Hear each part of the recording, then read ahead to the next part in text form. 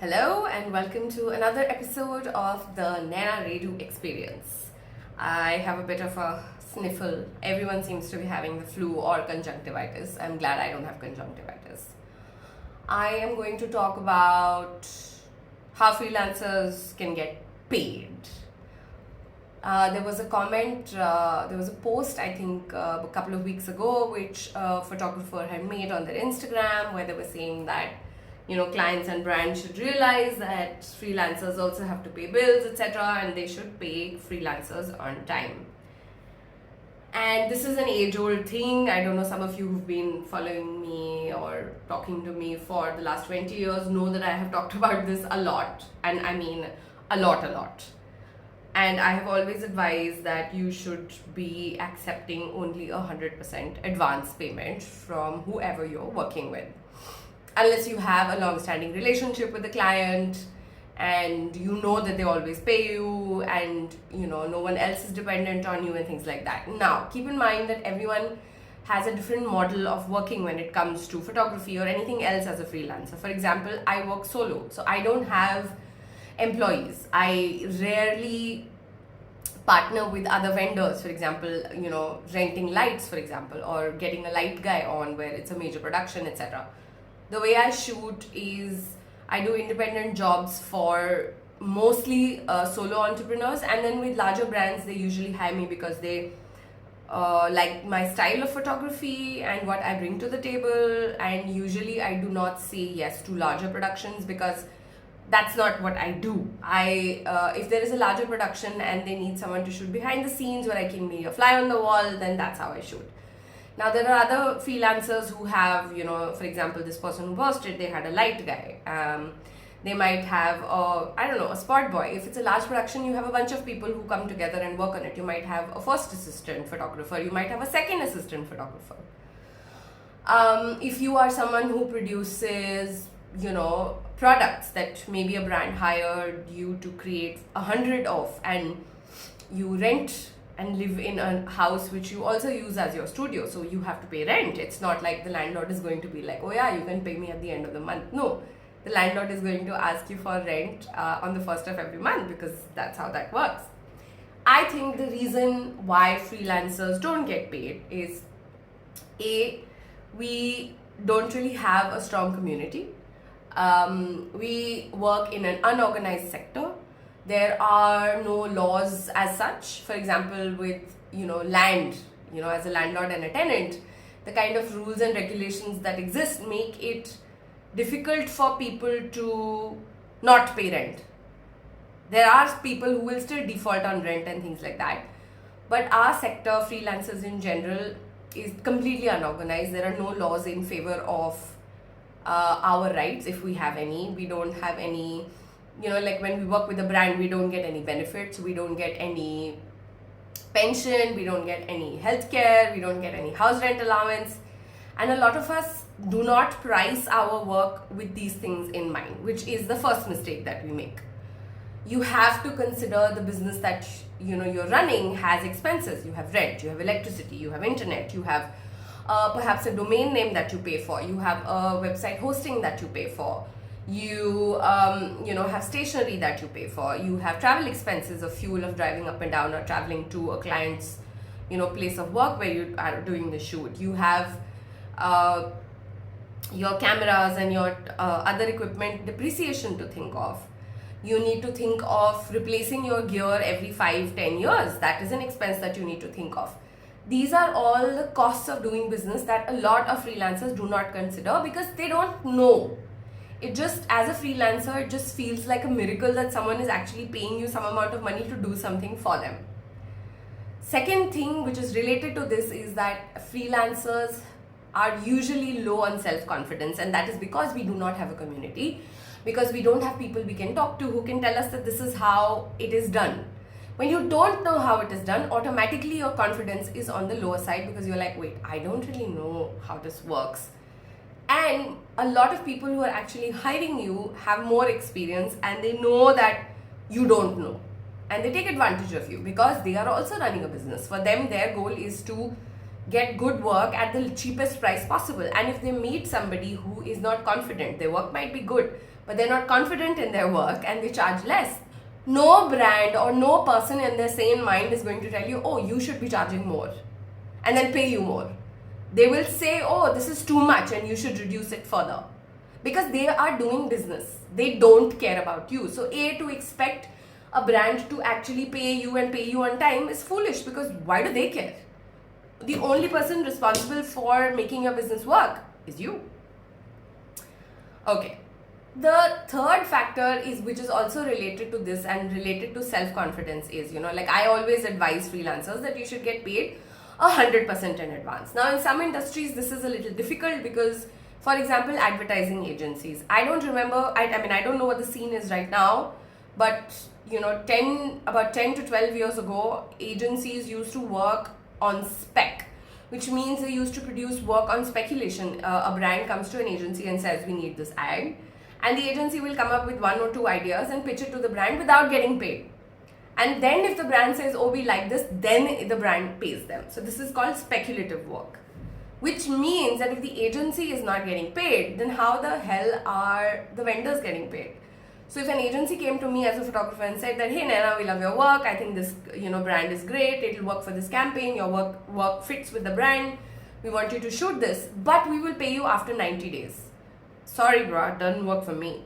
No, but the client will pay us after 90 days. How is that my problem? I want to be paid now. I will not even step out of the house unless I have been paid. Or I had a rather crude joke saying, I'm not even going to get out of my bed and go for a pee unless I'm paid for it. This is not to be arrogant, it's business. This is not personal. This is just how I work. If you are in the business of business and you start taking things personally, you're wasting your time and your business is not doing as well as it could be. You can't take all this personally. So yeah, I don't work without 100% advance. There are no two ways about it. And it's not something that I did overnight. When I started saying, oh, I only work on 100% advance basis, there were brands who were like, no, we don't work on 100% advance basis. So I was like, okay, great, nice talking to you. And some of them would be like, no, wait. And I'd be like, okay. And they'd be like, we'll give you 50%. And I'm like, if you can give me 50%, you can give me 100%. It makes absolutely no logical sense that if 50% works, 100% won't. What's your fear? As a brand or a business person, what's your fear? That I'm going to run away with your money? Fine, we'll include a clause in the contract. A lot of freelancers don't even have contracts. And if they do have contracts, they don't have as close to airtight contracts as possible. It is impossible to do a completely airtight contract. You have friends. Some of those friends might be lawyers. Friends might be lawyers who work in the field of intellectual property. Reach out to them. Pay them to look at your contract and give you advice so that you get paid. Put those clauses in there that if I die, for example, the brand is able to contact this person and this is the amount that will be returned. Have a kill fee. A kill fee means that if a brand books you for a particular date, like on the 20th of August, for example, right now, and then closer to 20th of August, the brand calls you up and says, hey, I'm sorry, but this is not working out right now, and we will be doing this on the 20th of September. Great, okay, so you have basically postponed the project for a month, but I have lost a whole day which I had otherwise blocked on my calendar, and I could have gotten work on that date, but now I have nothing because I said no to everyone else and I said yes to you. So there is a certain percentage of money that you will get because you have lost one working day. It's called a kill fee. Actually, that's not a kill fee. Kill fee is when the project is completely cancelled and you retain some amount of money precisely because of these reasons. You might have paid other vendors forward, you might have booked a place, you might have booked a studio. There's so many costs to it. It's not like when I go for a vacation for 10 days from my apartment, I'm suddenly like, okay, 10 days I won't pay rent. That's not how it works. You have to pay rent every month for every single day that you're living in the property. Why does this not translate to freelancers getting paid? I also feel that a lot of us feel shy in asking for 100% advance because we are not confident about our work.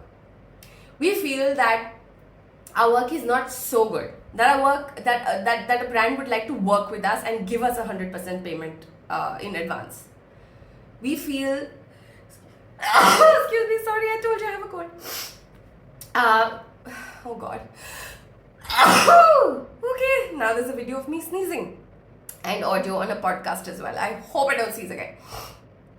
Okay, what I was saying was that we feel that we are replaceable. And you know what? That's just the truth. It is the truth of this world. It is the truth of this life. It is as true as we are all going to die. Without getting morbid about it, we are all replaceable. I don't think there is anybody on this planet who is able to do something that nobody else can. There will be somebody who might not be able to do it 100% like that person, but they'll be able to do it 80%, even 50%, and at a considerably lower rate. So yes, we are all replaceable. So why does a brand want to work with you? Why does a client want to hire you? If you do not have 1, 2, 3, 4 distinctive reasons of why a brand would like to work with you, then you are in trouble. That is where you will have a major mind block in asking for 100% advance. You will feel like, how can I ask for 100% advance? What if they find someone else? They will find someone else if your work is average. I am sorry, but that's just how it is.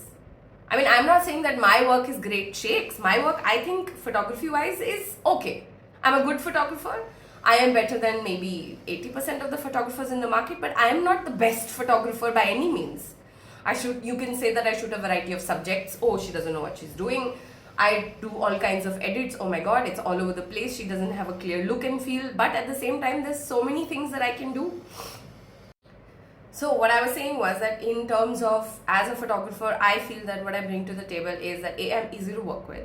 I produce decently good pictures. And of course, I have been around a long time, and I don't think there are too many people who would say bad things about me. So when I am recommended to a client or a brand, they hear mostly good things about me and mostly good things about my work, and I'm easy to get along with. And I have also worked with good brands in the past. So I think that is what differentiates me or gives me a slight edge over other photographers who do similar kind of work. Now there are other photographers who do different kinds of work, and so I'm not in competition with them. Actually, I'm not in competition with anybody. If you want to work with Naina, you want to work with Naina. This is not easy for me to say because it feels like I am boasting. But I have spent 20 years doing this, and I know what my work is worth now. I know what my worth is now. I know what I bring to the table. It has taken a long time for me to accept that and to tell imposter syndrome to get the fuck away from me. So what I'm saying is that when you're a young photographer or a young freelancer who is starting out, please reach out to seniors in the industry. I know not everyone will be willing to talk to you, but there will be people who will be willing to talk to you, aka me. Please talk to them and please figure out how you would like to go forward and what are the things that you should be mindful of. And getting paid for the work that you're delivering is the least that a freelancer can expect. If you have established a relationship with a client where they are used to paying you after 60 days, then it is difficult for you to go to the table now and say, hey, I do not work without 100% advance anymore. So maybe you can say that, hey, I've changed my practices and I'm hiring more people. It's difficult for me to kind of use the 60-day model once again. I mean, going forward, can we look at another kind of arrangement and see what they bring to the table and negotiate? There are ways of doing this. It's called negotiation. Negotiation isn't always necessarily losing money, and it's not always about money. You negotiate on the basis of deliverables, on the basis of timelines, on the basis of several things. So you have to learn how to negotiate and see what works for that business and then what works for your business. And in some cases, you will have to say that, hey, thank you. I think it would have been great for us to work together, but that I don't work without 100% advance. It is just my company policy.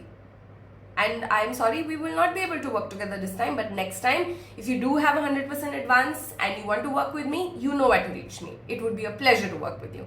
You have to say no. You can't keep saying yes to everything. And I know, yes, the economy has been hard because it's been COVID. Now people are talking about a recession. What's new? It's not new. Find other streams of revenue within that industry or even a different industry altogether. Only you are responsible for the success of your business. Nobody else cares. Nobody gives a shit. Okay. Thank you for listening. This was another episode of the Naina Redhu experience. If the video is shit, you can blame it on the Pixel 7 Pro, which for some reason heats up really, really quickly these days. Also because it is summers. I saw a temperature sign outside today saying 43 degrees. I am back from a shoot today where I did a set of portraits for an interior designer and it went rather well. Now I have to sit and edit those images. And until next time, if you have any questions, etc., you know the drill. Send me a DM on Instagram, drop me a text on WhatsApp. My number is publicly available. Leave a comment. Thank you. Bye.